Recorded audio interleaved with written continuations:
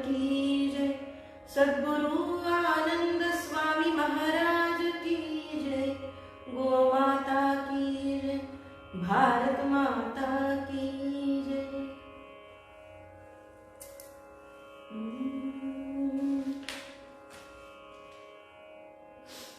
समशत्रौ च मित्रे च तथा मानापमानयोः, शीतोष्ण सुख दुःखेषु समसंग विवर्जितः।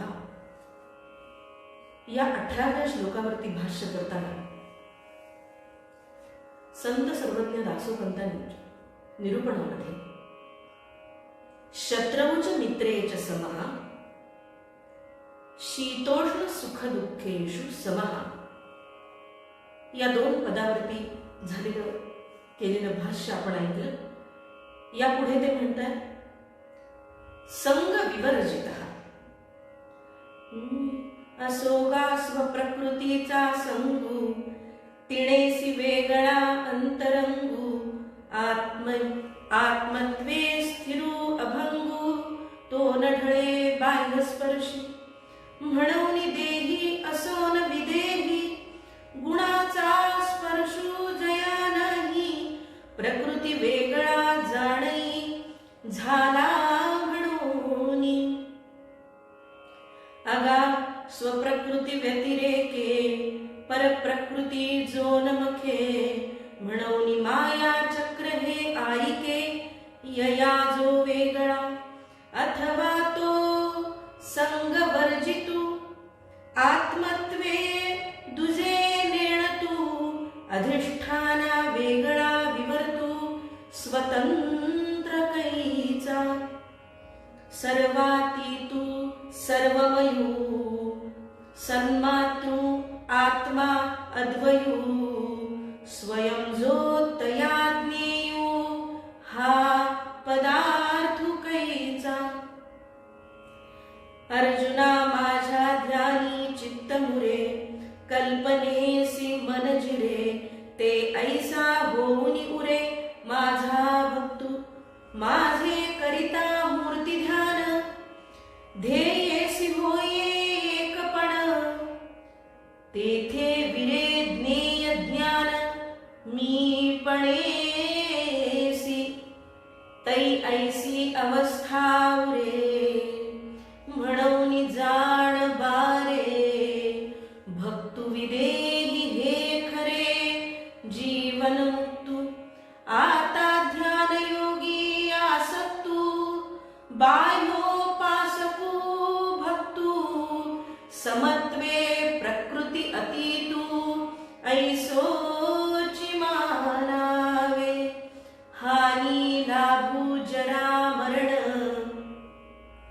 हे जाणे जो ईश्वराधीन, मग देह ते मदर्पण, करुणी ठाय आता वैरी मित्र या जाती, कवणाचे काय करीती, देखोनी भूत चेष्टा वीरपती, चळेना जो, माळी पडलया कुसळा, जनस्पर्शे नृपाळा, चरभाव उपजला, तेन होती जीवधर्मू, दोरे घेतला पीळ, मग चळे तरी नव्हे व्याळ, चिखलाचा करी सुकाळ, ऐसे मृगजळ कैचे।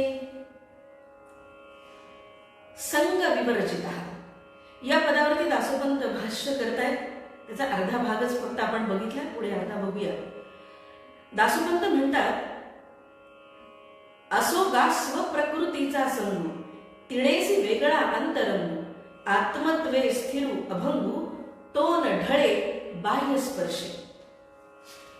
खरं म्हणजे इतर कुठलाही विकारांचा संग, दुर्जनांचा संग किंवा दोषांचा गुणांचा संग इथे वर्ज केलेला आहे। असा हे संग वर्ज केलेला भक्त आहे आणि त्याचा जो अंतरंग आहे तो अंतरंग अतिशय अभंग आहे आणि बाह्य स्पर्शाने तो अजिबात ढळणार नाही अशा अंतरंगाचा माझा भक्त आहे. दासोपंत वर्णन करतायत आणि म्हणून असा हा जो भक्त आहे तो हा भक्त विदेही आहे.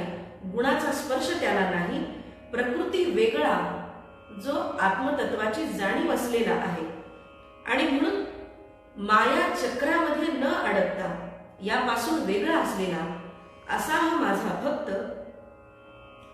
संग वर्जितू आत्मत्वे दुजे नेणुतू, अधिष्ठाना वेगळा विवर्तू, स्वतंत्र कैचा, असा प्रतिप्रश्न श्रीकृष्ण उपस्थित करतात आणि सर्वातीतू सर्वमयू, सन्मातृ आत्मा अद्वयू, स्वयं जो तया ज्ञेयू, हा पदार्थ कैचा. आत्म्याचं वर्णन त्यांनी केलेले, आत्मतत्वाचं वर्णन या ठिकाणी केले. सर्वामध्ये भरून असलेला, सर्वमय असलेला, सूक्ष्म आणि स्थूलामध्ये भरून असलेला, सर्वव्यापी असलेला, सन्मात्र म्हणजे अतिशय शुद्ध मंगल असलेला, पवित्र असलेला, आत्मा अद्वयी ज्याच्यामध्ये अद्वैत नाही असा, ईश्वर आणि जीव याच्यामध्ये तादात्म्य असलेला असा अद्वय असलेला, चित्तामध्ये फक्त माझं ध्यान त्याच्या मुरलेलं आहे, कल्पनेमध्ये त्याचं मन जिरलेलं आहे आणि असं होऊन जे काही उरलं आहे तो उरणारा जो आहे तो माझा भक्त आहे. मला या ठिकाणी चरपट पंजरी मधल्या शंकराचार्यांच्या आद्य पूज्य शंकराचार्यांच्या वचनाची आठवण होते.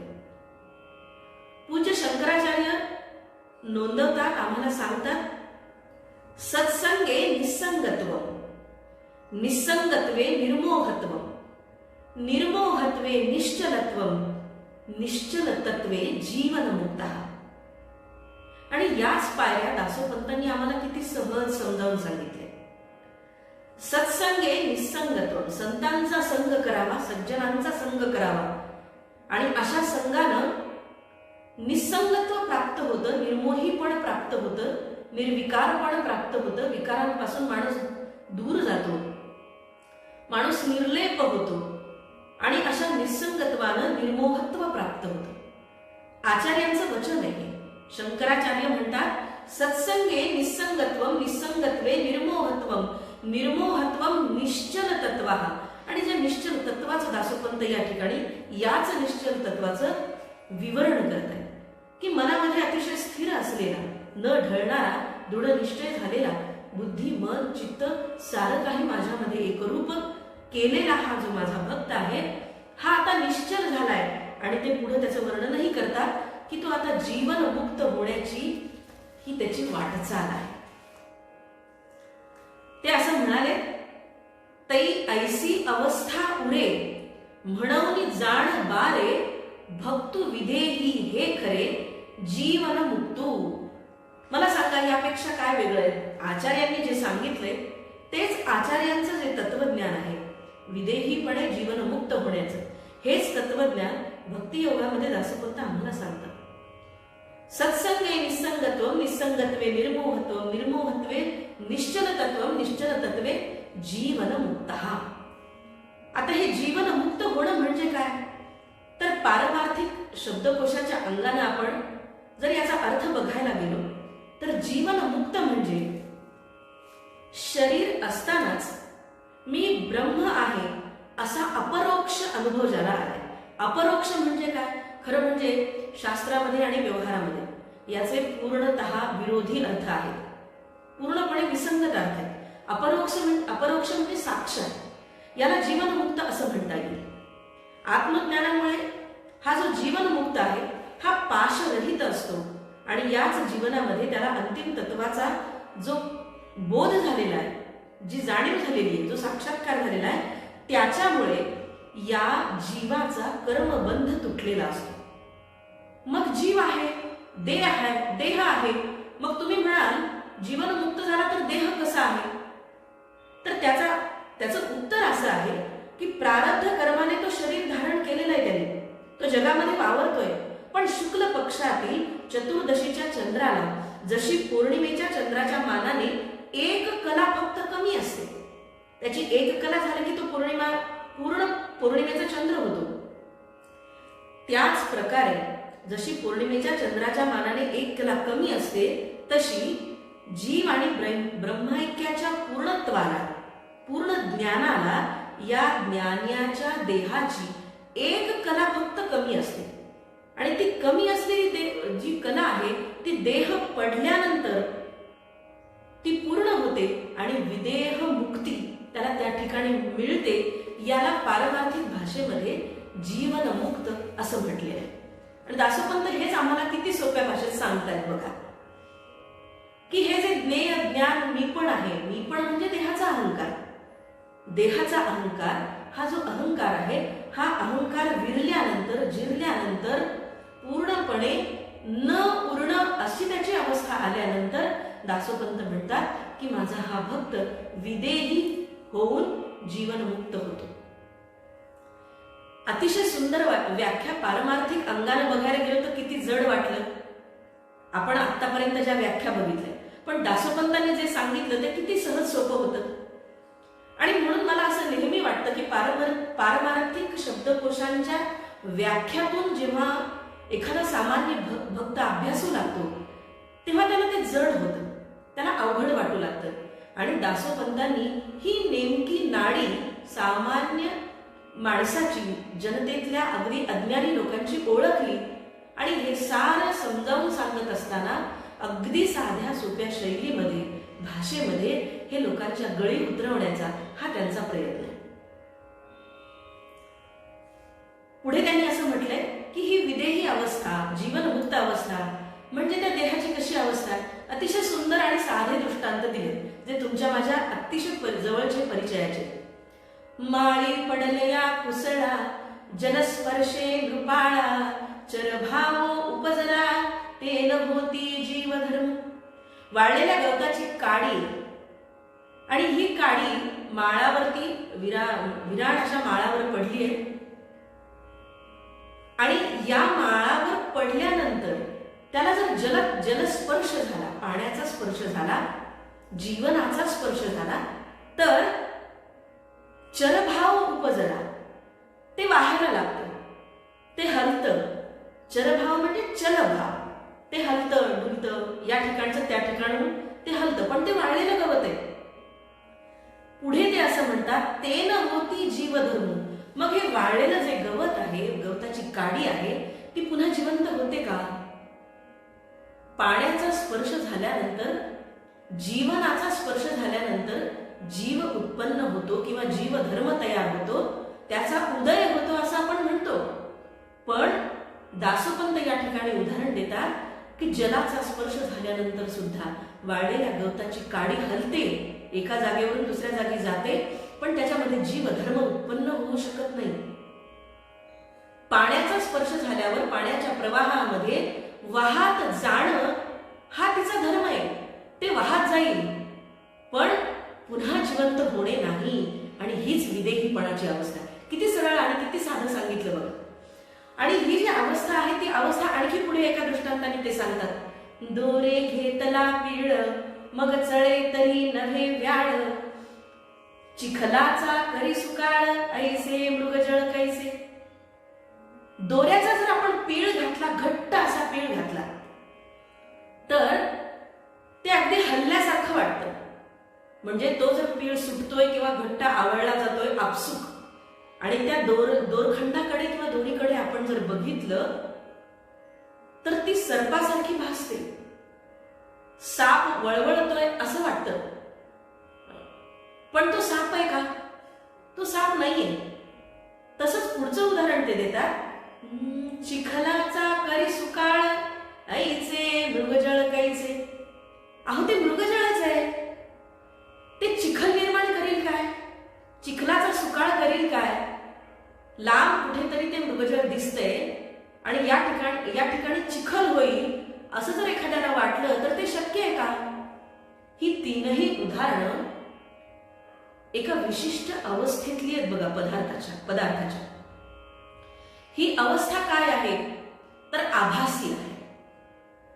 आभासी अवस्थेमध्ये त्या अवस्थेप्रत आल्यानंतर, त्या अवस्थेपर्यंत पोचल्यानंतर ती पार करून जाणं हे जसं क्रमप्राप्त आहे, ते होऊन जाणं क्रमप्राप्त आहे, तसं विदेही जीवनमुक्ताची अवस्था असते की त्याचा देह आहे.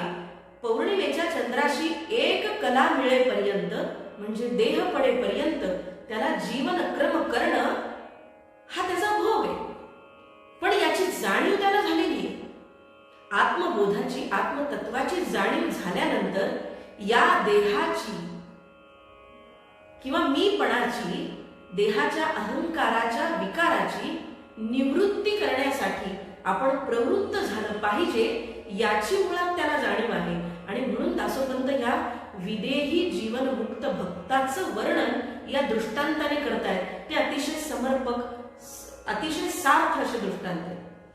मृगजळाचा चिखल होईलच कसा, असा दासोपंत प्रश्न करतात. आणि म्हणून विदेहाची ही जीवनमुक्त अवस्था व्यक्त करताना ते पुढे म्हणतात, संग विवर्जित या पदावरती ते बोलतायत बरं का.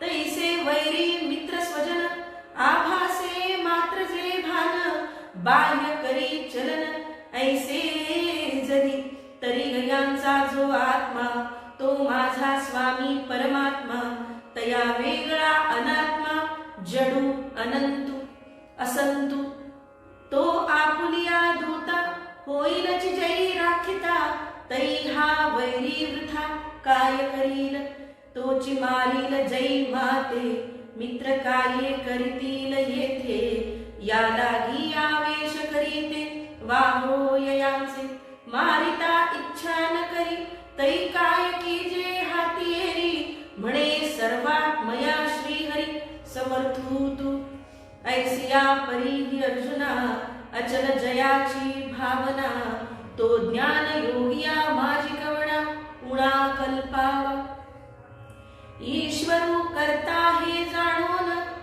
यंत्रवत देखे भान, तेथे स्वतः कर्तृत्व सांडून, असंगू होय, ऐसे असंगत्वे निश्चळू, निज दासू तो सत्वशीळू, तयाच्या देही आडळू, होताही परी, वैरी मित्र समदेखे, माना मान सर्व सारिखे, माखलाही शीतोष्ण दिके, जाणे सारखे.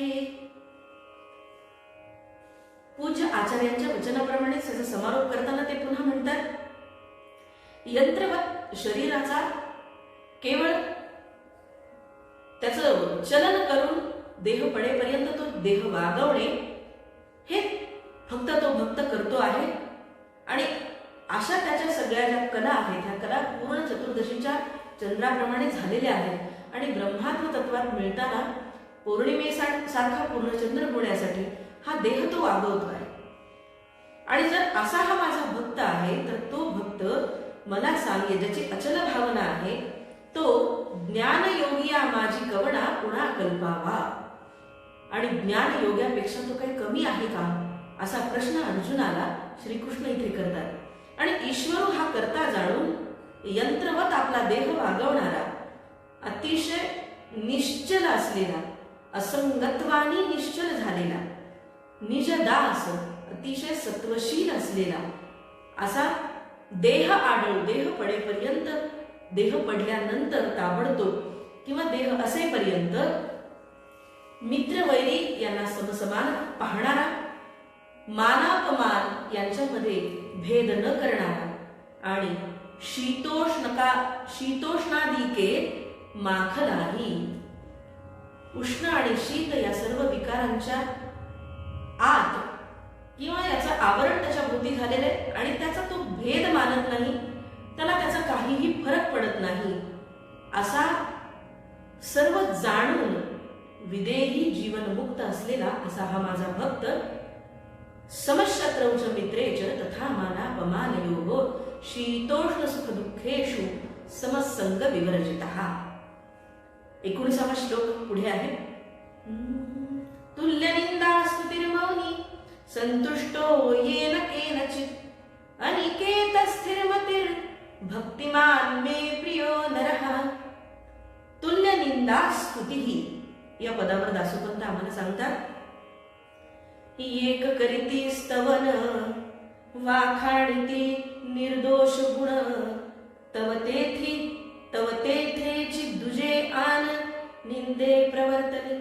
अवधारी गाधनुपाणी सन्मुखची होता दोन्ही, सारिखीची जया लागुनी वचने विभासती. स्तुती करणारा जरी समोर आला किंवा निंदा करणारा जरी समोर आला,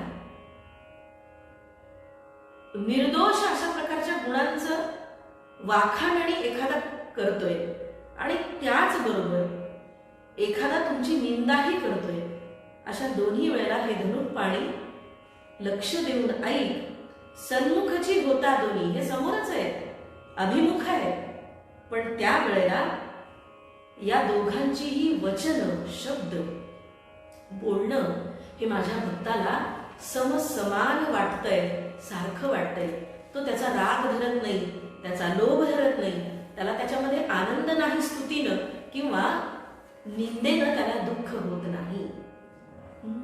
मी ऐसे नेही अभिमाने स्वतंत्र नाही जया उठणे, ईश्वर सत्ता स्फुरणे देखे सर्वांची सारिखेची वाचारवण, नाद दृष्टी शब्द समान अंतरी देवाचे प्रवर्तकपण ऐसे देखे. वाचेतून बाहेर पडणारा हा जो शब्द आहे, तो शब्द, त्याचा नाद, हे सारे शब्द हे देवाचं स्फुरण आहे, ईश्वराच्या सत्तेचं स्फुरण आहे, त्याचं प्रवर्तकपण आहे, असं त्याच्याकडे तो पाहतो. की ध्यान योगी निमाला तो देह बुद्धी नाही चेला, स्वरूपे जाणू झाला बाह्यभान, तव स्तुती निंदा ये दोन्ही न लगती आपुल्या स्थानी, मग तेथीच्या साचपणी हे भानची बुडे, मग शब्द आणि भान हे आत्ममय देखे समान, की विवर्तु सत्ये वाचून तो कैचा तेथे, म्हणून निंदा स्तुती ये दोन्ही जाणून सारिखी मानी, तो आपणू आपुल्या स्थानी कैसा राहे. निंदा आणि स्तुती या ज्या दोन्ही गोष्टी आहेत, या दोन्ही गोष्टी न लगती आपुल्या स्थानी, त्याला त्याचा स्पर्शही होत नाही आणि त्याच्यामधलं जे सच्चेपण आहे, साचेपण आहे किंवा खोटेपण आहे, दोन्ही गोष्टी हे आभासी. मग शब्द आणि भान हे आत्ममय देखे समान, हे जे शब्द आहेत ते शब्द हे आत्ममय होऊन जातात किंवा आत्ममय भानाने हा माझा भक्त त्याच्याकडे बघतो. आणि म्हणून हे जे शब्दांचं विवर्त आहे किंवा शब्दातून बाहेर पडणारी स्तुती आणि निंदा, याचा जो विवर्त आहे तो विवर्त तिथे राहतच नाही, त्याला त्याचा स्पर्शच होत नाही. आणि म्हणून निंदा आणि स्तुती हे दोन्ही तो सारखंच मानतो आणि म्हणून आपल्या स्थानी त्याच्याजवळ याच्यामध्ये कसा फरक असेल, त्याला त्याचा फरकच वाटत नाही. तुल्य निंदा स्तुतीर मौनी, मौनी या शब्दावरती दासोपंत निरूपण करतायत.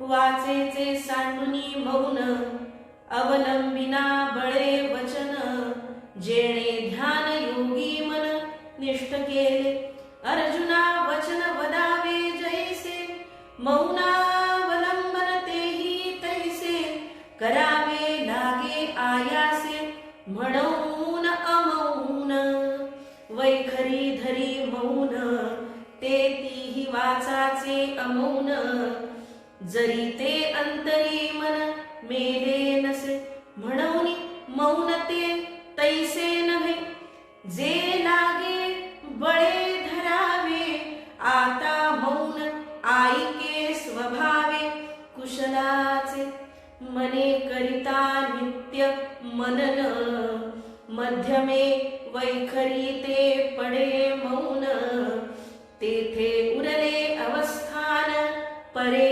पश्यन्ति ते, मग ध्यान योगाची सिद्धी स्वरूपी सामावी मन बुद्धी,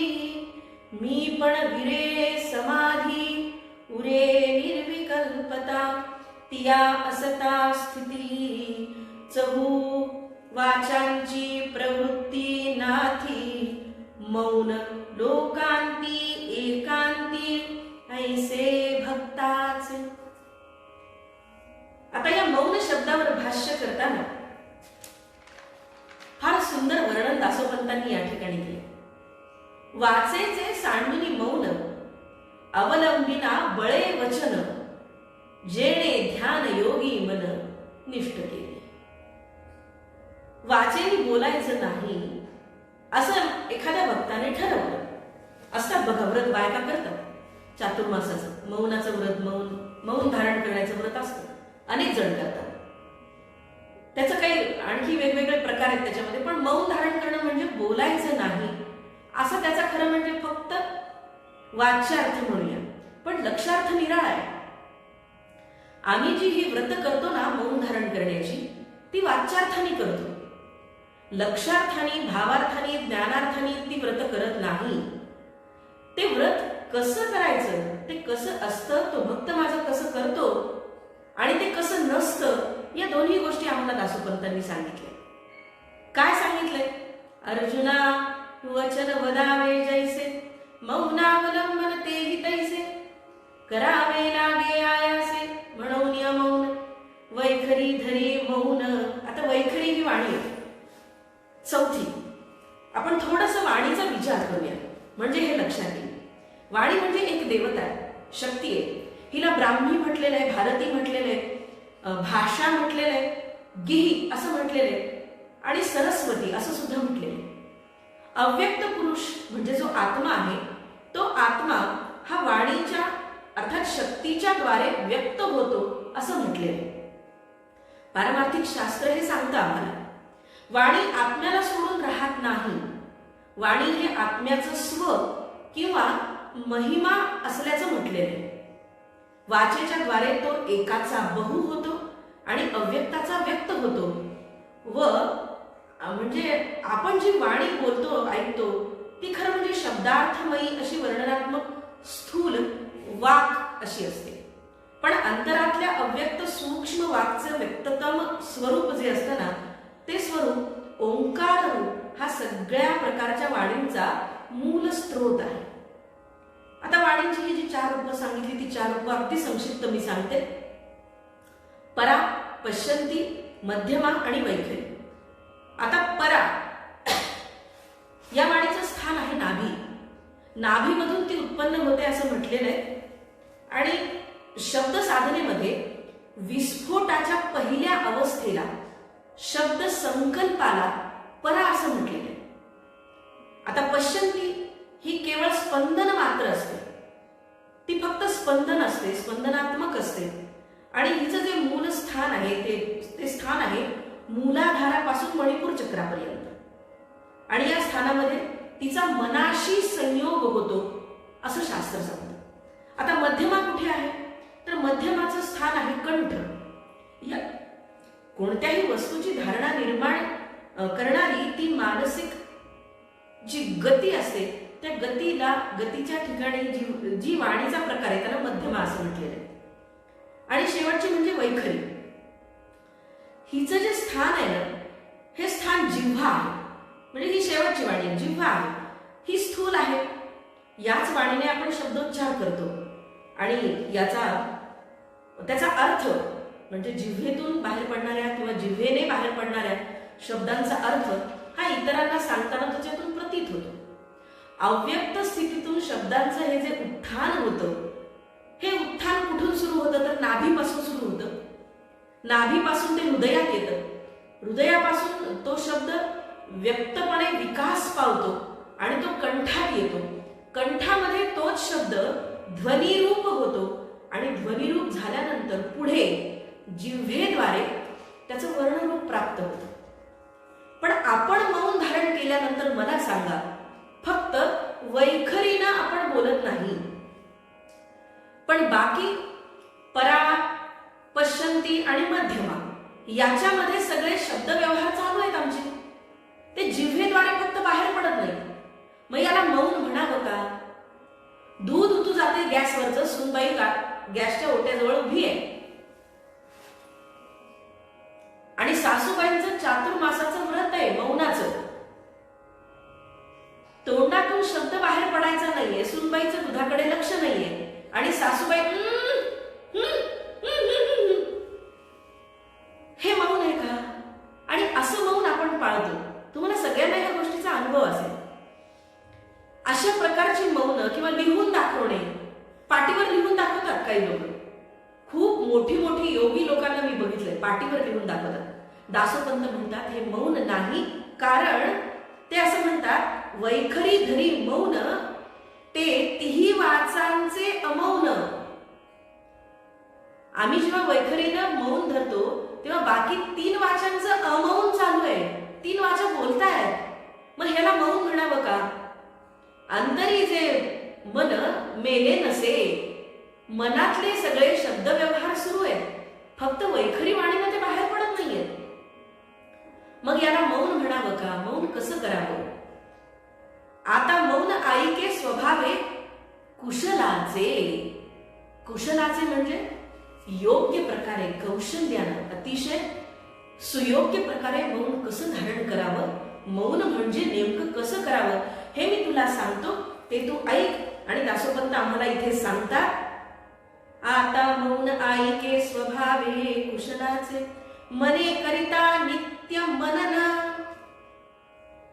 मनानं मौन बाळगल्यानंतर नित्य मनन करायचे. कशाचं मनन करायचंय?